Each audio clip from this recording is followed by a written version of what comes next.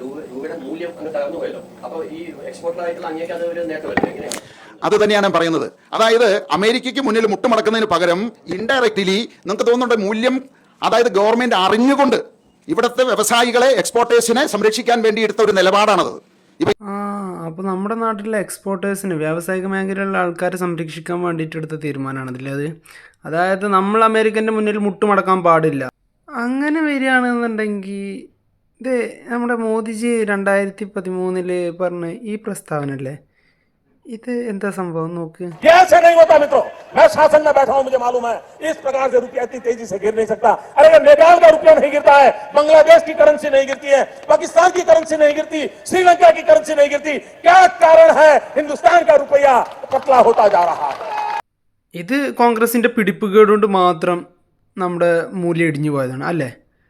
BJP ചെയ്യുകയാണെന്നുണ്ടെങ്കിൽ, BJP അധികാരത്തിലിരുന്നിട്ടാണ് ഈ മൂല്യം കുറയണമെന്നുണ്ടെങ്കിൽ അത് നമ്മുടെ വ്യാവസായിക മേഖലയിലുള്ള ആൾക്കാരെ സംരക്ഷിക്കാൻ വേണ്ടിയിട്ടുള്ളതാണ്.